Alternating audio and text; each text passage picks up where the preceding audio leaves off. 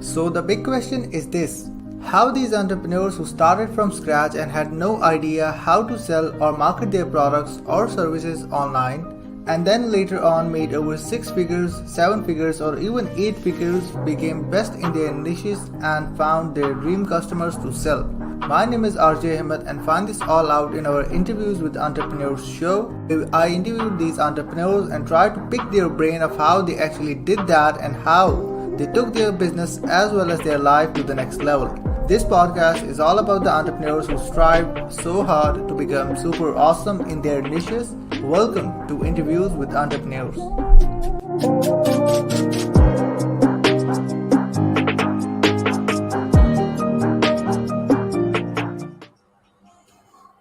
Welcome to Interviews with Entrepreneurs show, where we interview entrepreneurs who are super awesome in their niches. RJ here back.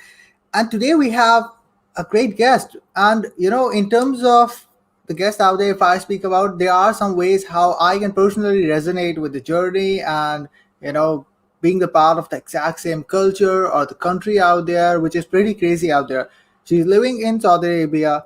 She's helping people how to have a seven-figure launch strategy and also impacting other people's life in an insanely great way, especially being in the part of the Middle East. The one and only Reem Kharbat. Thank you. Oh my God, I can't stop smiling because just looking at the intro and what you've been doing is simply amazing. I'm super proud of you. You really had so many cool guests, and I feel proud and I feel honored to be considered part of your awesome guests. I'm super happy. Thank you so much for having me, RJ. Totally appreciate it, Reem. Like it's truly great, to have you on our show, and you're also a great guest. So we have a great lineup now. Okay, Thank and you. and guys, like the people who are watching on live, just use hashtag live out there, and the people who are watching it on replay, just use hashtag replay out there. So yeah, Reem, could you tell us a little bit of your backstory out there, like how you got started and how you got into this particular space out there? Awesome. Well, 5 years ago, I was just a simple girl. Actually, not very simple. I was a very successful CFO in the corporate world. I was a member of the board of directors of a multinational company, managing a group of telecom companies, traveling to different countries, and I had a really top-notch executive job. And I thought that I had it all. So I was like living the dream until the day I received a text from my boss, and he asked me to quit my job on the day I gave birth to my first child. And I remember I was like extremely angry, frustrated. I was scared because I've been an employee for my whole life. I didn't know. I was like an A student in college, and then I had this amazing job, and I was like climbing the corporate ladder quickly. And I was like, I felt like I had it. I had everything. And I was so confused because I didn't know if I can do something else with my life and how can I make a living. And I have a newborn baby. I remember also like 2 months before this incident, my husband, who happened to be also an executive, he's a marketing executive, he decided to quit his job 2 months before what happened to me. And as a supportive wife, I told him, don't worry, I will take care of us. You can go pursue your dream and I will just take care of everything because I have this super cool, amazing job. And, I'm a member of the board of directors. I'm untouchable. And then 2 months later, both of us, we were unemployed. And that was one of the scariest moments of my life because what can we do? Like we had really high income and suddenly we had zero. So, and especially when you have everyone around you telling you, hey, you have to go and have plan B, you need to go get a job, you have a newborn baby, what are you going to do? So all the negative and the noise around you, everyone is telling you to go find a job. But I had a very different feeling after 15 years of being an executive. I was like, I can never go back and do the same thing. I can never allow someone to control my life. And especially because now I have a baby, I feel that I am more responsible of showing this creature, this human, that we control our destiny. We should be the owner of our life and not someone else. And that's when we decided to start our journey as entrepreneurs. And this is how it happens. We built our SaaS business, and we had zero experience in that. And today, looking like at what we're doing today, I own 3 businesses, and I'm teaching entrepreneurs how to do the same. So yeah, this is just a little bit of where I come from.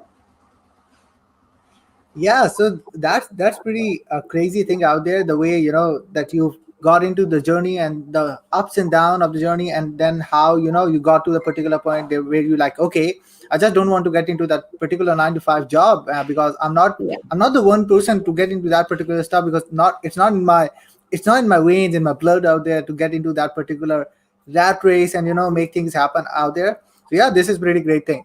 So when it comes to like everything, when we talk about since you're living in Saudi Arabia, as far as I know, which is pretty exciting, because I lived there for like 18 years of my life, and I was born in there, and being an immigrant, and as far as I know that you're also an immigrant over there as well. Yeah. I'm originally from Jordan. I'm not. I just moved in here like 3-4 years ago. Yeah. So that is pretty resonating on that particular point, where at one point I was born in there, but again I'm not a Saudi, and rest of the stuff out there, which is again pretty crazy thing. It's a fact, that's how it works over there. So like how was for you, how was that how was that particular thing for being in the part of a Middle East country out there? How was that easy or or hard in terms of getting into entrepreneurship, since again it's a part of a Middle East country out there, and again it's Saudi Arabia, it's not Dubai. It's not that much of a modernization there again on the process of that particular thing, but again they're not. How much is that hard for you to get into that particular part of entrepreneurship where you're living in that country? Absolutely, RJ. It wasn't an easy decision for us to move in here. So before that, when we decided to start the journey as entrepreneurs, when we started to build or convert our idea into a business, at that time, me and my husband, we were living in Iraq, which is even more troubled zone. ISIS were there, the whole world were like fighting, and we were like, I think we're in the wrong spot in the map. So we have to move. And we were like, because we had a baby, we needed to think fast and to decide quickly where is the best place to start this business, and to make sure that we're going to succeed in.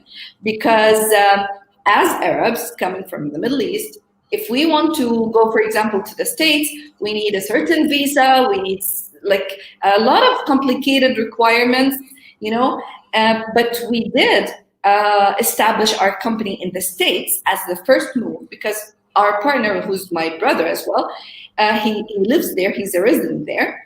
So we established our company in the States, but we knew that the economy here, in Saudi Arabia especially, is boosting. The political situation is changing with the new prince and the new, let's say, political situations in the region. It is developing, it's changing. And by the way, I feel like I was blessed because I'm witnessing history. There were a lot of, let's say, I think at your time, maybe before, there were a lot of things that we were not allowed to do, and especially as women, we were not allowed to work or drive or go out without wearing a veil or stuff. And recently, these things are becoming easier, and the economy is getting like it's opening up, so to foreign investment and stuff. And that's why we decided to move to Saudi Arabia instead of Dubai to build our business here, because we knew that it's going to boom in here. It's a good place to start in here, and it really worked for us. We established another company in Bahrain, which is not in Saudi Arabia. It's close to it. It's another country, and we just branched out from there, and it was successful. It wasn't easy. It was scary for me because it was a different culture. And as I said, there were a lot of constraints on women specifically. And I was like, Yeah. you know what? It's not about me only. This is a decision, me and my husband, and for my family, and for the future. We have to do this. We have to succeed no matter what. And thank God, things are just progressing. And I can't be more grateful. Yeah, this is absolutely amazing because the way things happened over the time, like as you said, it's completely true. The time I was in there, I moved over like on like 2017. After that, so many things started to change. They started to modernize. Women's allowed to drive, and like so many things started to happen, which is Yeah. somehow like it was evolutionized the process of how people, especially women, get treated. And you already said that particular thing that I was supposed to ask. And guys, let me tell you one thing. I'm not a biased person, but it is super important to to talk about that stuff that Reem have already addressed. Why, like, okay, again, I'm not biased, super super disclaimer out there, but it is important to address it. Why it happens that the women, especially who are living in Middle East, mostly don't able to get to that particular point where they know they are able to, because for us as an entrepreneur, we know that entrepreneurship is one of the best thing that anyone can do, because it is a blessing and also it's a curse. It have two ways.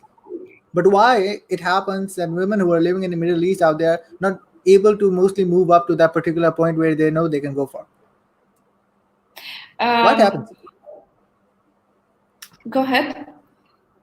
Yeah, that's a Um, question. well, I can say that things are really different now. Like if I want just to remember 20 years ago, and even when I was in college, and I remember I have an episode, I released an episode of my podcast. It's called Traveling to Planet America, because I was raised and I had a pen friend when I was in the sixth grade who happened to be, she used to live in Texas. And we used to write each other. And everything about her was different. Like the stationery that she was using was different. The colors, the pens that she was using was different. She sent me gifts that were like, for me, it was the first time ever for me to see scented shower gel like raspberry shampoo, and I was like, she lives in a different planet for sure. So I was raised thinking that there is another side of the world that definitely it's like a different planet for me, because we were, as you said, we were not allowed as women, as Yeah. girls, to think that there's something else outside. We were supposed to just study and live with our parents and do whatever they ask, which is I don't mind. But also at the same time, we had to do whatever they asked for us. For example, in the States, after when you become 18, you can just go and find a job and do whatever you want. This is not the case in the Middle East. Girls, they have to stay with their family until they get married, which is, again, I respect and I don't mind. But the thing is, not being able to decide or to think or to do anything or to travel, it was something for me that I wanted to know why. And seeing this a friend, it kept, like, I kept remembering that there is someone on the other side of the world who's living a different life. And I need to see that. So I grew up thinking that I need to go to that planet America. And I kept telling my family, I need to go there. I want to see what is happening on the other side. But they were like, hell no. Like, how can you travel? You're a girl, and there's no reason for you to go by yourself and, like, but Yeah. if you want to know the whole story, you can go listen to my podcast and listen to this episode. But the thing is, yes, as women, and not just women, I believe even men, due to the political situation, maybe even the religion, with the political situation, with the wars that is surrounding us, we grew up in a culture of war, of fear, of terror. We grew up believing that we cannot dream, we are not allowed to think big, not even big. We were not allowed to think, to express ourselves. We were not allowed to do a lot of things. So even becoming an entrepreneur is not a normal thing. That's why a lot of resistance, you find it from people around you, especially friends and families, because Yeah. the normal thing is just to be an A student and get a good job and get married, and that's it. That's it. So when you do something different, everybody will look at you like there is something wrong because we were not used to this. And I had to develop, and what I call is a resilient mindset. First of all, to liberate myself from all the noise around me. Like, I don't listen anymore. I don't listen. I isolate myself from all the negativity because you should never listen to someone who has not done it before. You can never take an advice from someone who never built a business, who never traveled outside, who never dealt with different cultures or seeing different religions, for example. You should be open. And this is what happened with me when I traveled at a young age. After that, it became like an essential thing for me to travel and meet different people and learn this and that, because I realized that, again, there is a different planet. And Yeah. the potential is huge. Just you need to open up. And yeah, this is the situation in the Middle East. It's changing, and I'm proud to see young generations changing their thoughts and accepting and learning and wanting to do big things in their lives. I'm really proud. That's why I'm telling you always, I'm so proud of you. Yeah, that that makes absolute sense out there, because there are some things that they just missed out just because they are not opened up, or they are not allowed to open their mind, and rest of the stuff out there, to understand there's something outside their ecosystem as well. Yeah. There's something outside, and there are a lot of things that are outside of the ecosystem. So apart from that, you told how to launch a seven-figure strategy, how to launch a seven-figure strategy out there. So when it comes to launching, what do you think is the number one mistake that people make when they're launching their products or services or rest of the things out there? What do you think the number one mistake they make? The number one mistake is simply they do not launch. What happens is that people put a lot of time and effort thinking about their funnel, thinking about their product, how good or bad the copy, but they do not think about the process of launching. If you look at seven-figure entrepreneurs or people who really made six-figure launches or seven-figure launches, like during that launch, okay, you notice the common thing between them is that they have a process for the launch. From like they start at least 2 weeks before preparing the audience. There's like 8 psychological triggers that you need to take into consideration when you need to warn people to buy your product. You need to build the authority. You need to have people like you, trust you, know you. You cannot just simply go and dump your product and say, and hope that people will buy it. This is what happens, is that you dump your product in the market and you wait and you hope that people will buy your product. But it doesn't work like that. I'm a finance person. I like to plan a lot. I do business plans, I do strategic plans, I do a lot of planning in my life. And this is an important step, which is planning for your launch. You cannot, and that's why I call my plan Hollywood launch. The Hollywood launch, even if you look at the blockbuster movies and how they promote for the movies, they do not just tell you, hey, Mission Impossible is in the theater right now. We'll go and watch it. It doesn't happen like that. Some movies, they start promoting for it a year ahead. Avatar, for example, they created a culture for the fans before even the movie starts. They create the suspense, the hype, they make the engagement, and they involve the let's say the fans before even launching or showing the movie. This is exactly the same thing. You need to incorporate the psychological triggers. Again, another disclaimer in here, you have and it's better for you to have a good product. If you are an ethical entrepreneur, the other day I was speaking with Alex Charfen about this, how to differentiate between a genuine and ethical coach and the fake ones. Because in the online space, there are really good marketers out there selling crappy stuff. Yeah. Okay. And because they know how to touch and how to play with the psychological triggers, that's good. They know how to do marketing well, but they sell crappy stuff.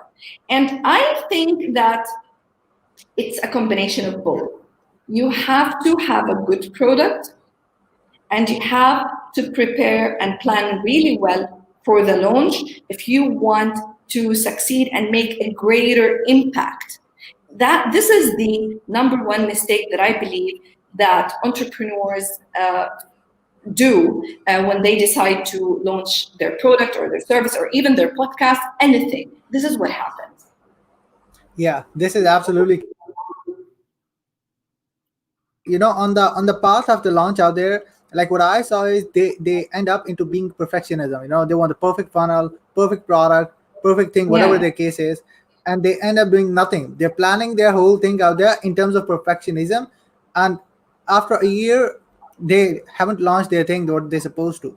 They're just trying to make everything perfect, which nothing is Yeah. perfect out there. You just need to do it and take some imperfect action in order to make things work. But again, as you said about the stuff, it needs to be a good product. It needs to be good marketing strategy in order to make the product work.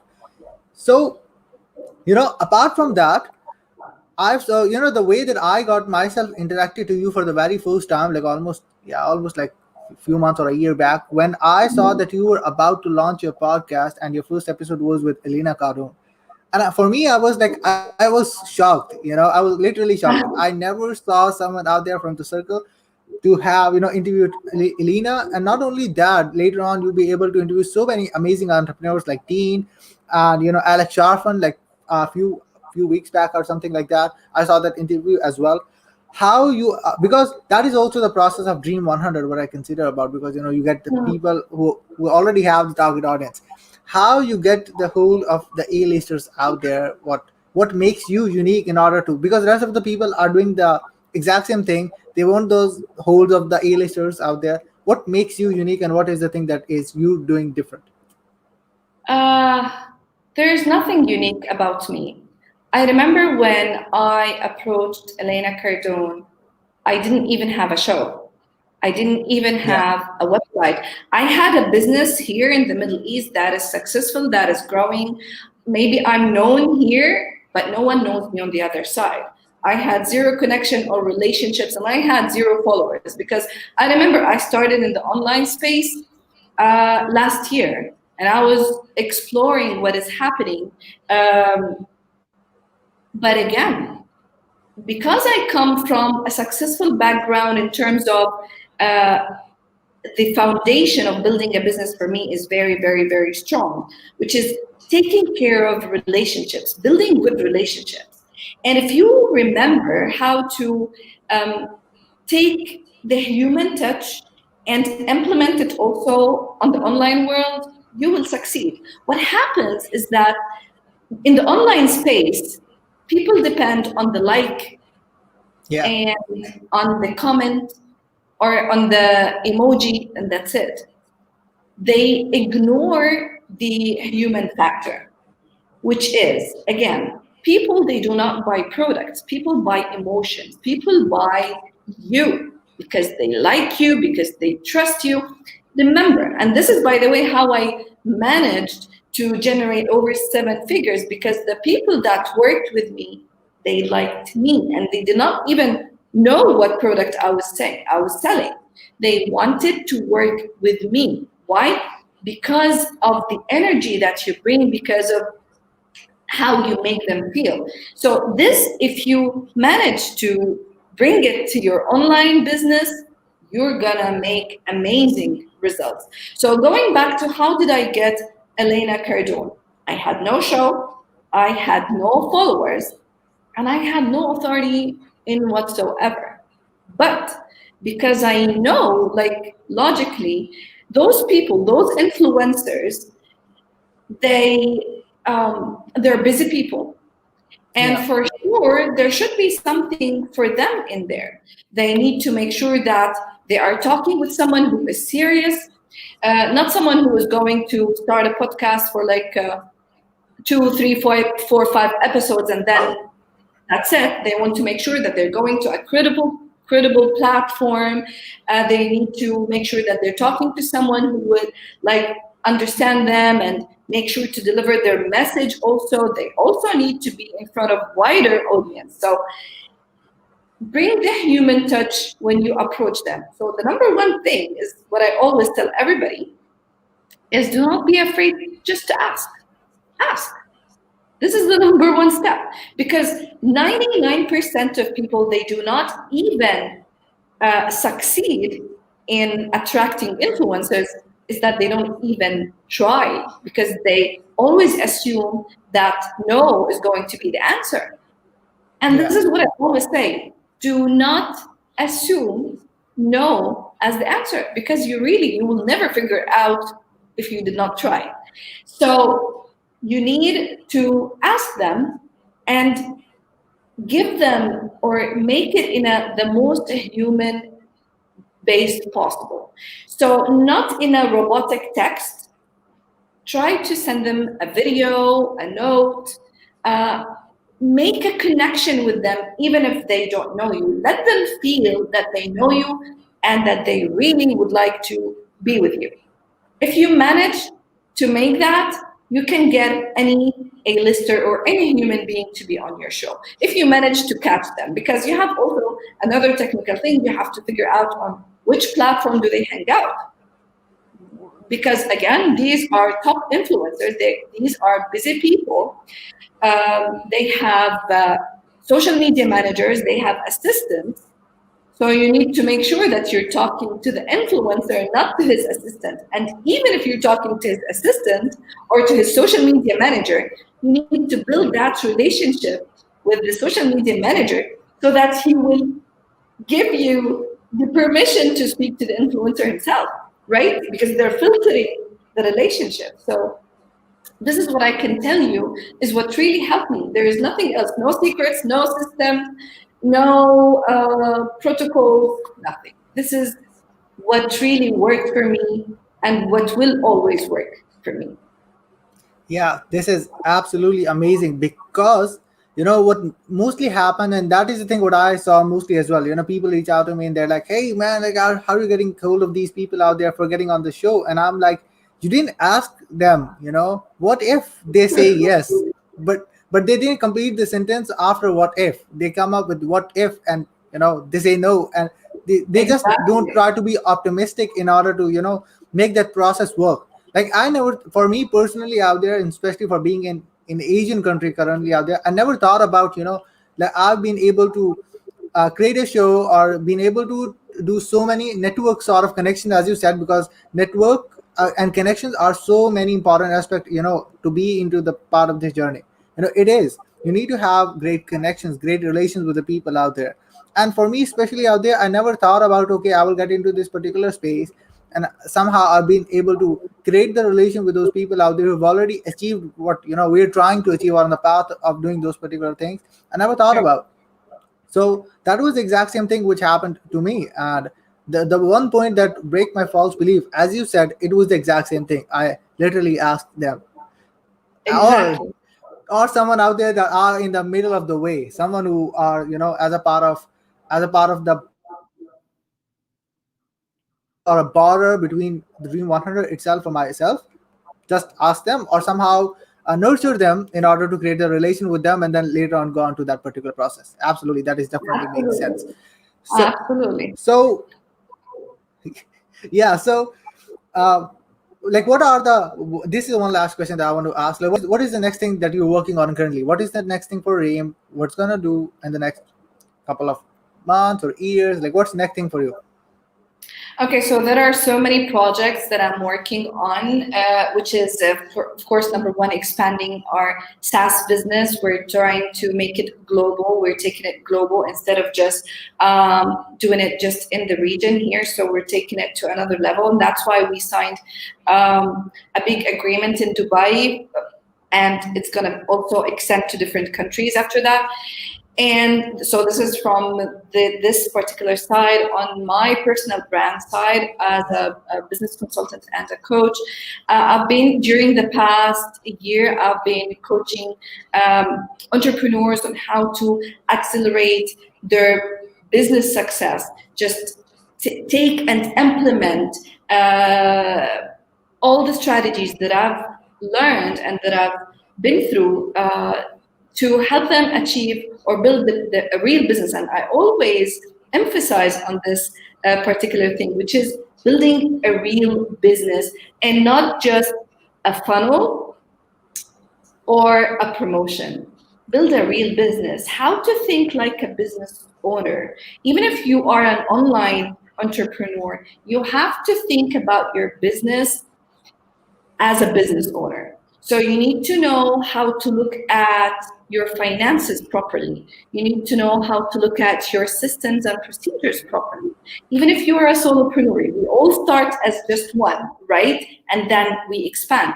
But if we always think about our business as just the funnel and it's generating money for me and that's it, then you will never be able to grow your business and take it to 6 or 7 figures. So the thing is, this is what I always focus on, and this is what I always try to teach, is how to build a business that is so real, that is so scalable, so that you can think about the future on how to create a bigger impact. I don't know if I'm talking to myself. Did I miss Raj? But I will wait.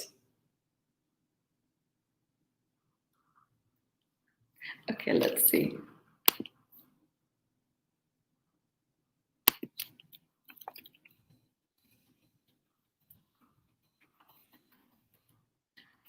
Is there anybody?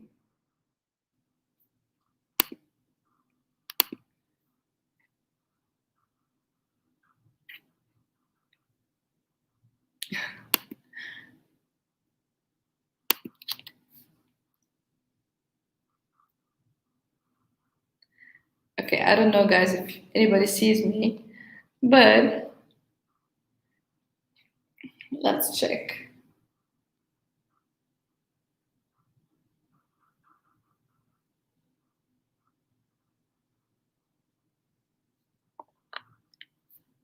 Let me try to jump in.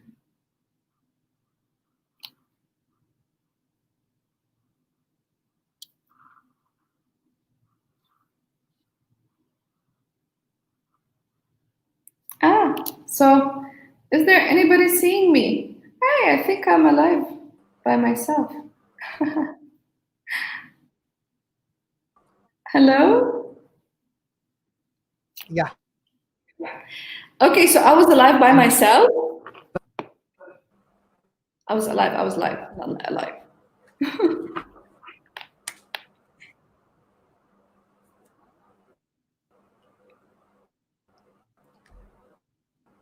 Awesome. I hope you can hear me now. I do. But what happened? Was I live by myself all the time?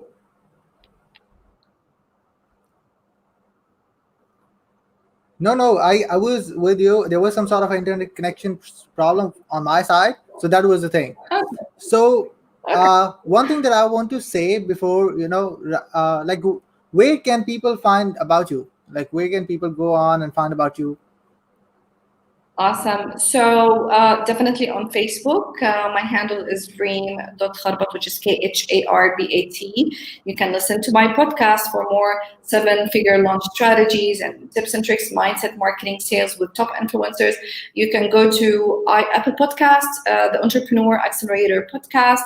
And recently, I have created a community of very selective entrepreneurs where we depend merely on our network, on our relationships, because I believe that if you want to build a real business, then you need to have strong relationships with all your community. If you ever read the book Rich Dad, not Rich Dad, Poor Dad, the Think and Grow Rich, which is masterminding, proximity is power, we need, if we want to succeed, if we do not have the scarcity mindset, if we think that we all can grow and succeed together, then we all need to be together and a great, let's say, trustworthy community. And this is what I'm trying to build in this group, which is called the Entrepreneur Accelerator Lab. So if you're an entrepreneur, passionate like me, and you want to take your business to the next level, then I invite you all to join this group and learn all the strategies and all the mistakes that I've done myself, all the tricks that I've learned myself. You can learn it there. So you can find me on Facebook, on Instagram, on my podcast, on the group. So I'm almost everywhere. Awesome. I will put up the links of all of the things out there, of the group, of the podcast, of the profile in the show notes and in the description down below, so you guys can check out. And again, Reem, thank you so much for being on the show. It was truly great to have you, and because of the Thank resonated story and the way that grown yourself over the over the time, and the way that you've done is pretty amazing. Thank you so much. It was really awesome being with you here, and even looking at all the people that you've attracted during the period and being with like part of them. I feel like really blessed and honored to be considered again as an awesome guest among your list. So thank you so much for having me in here. It was a pleasure talking to you.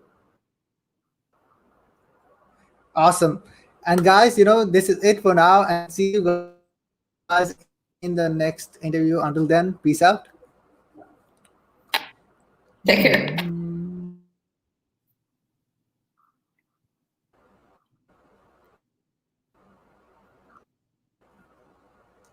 It ended up, yeah, just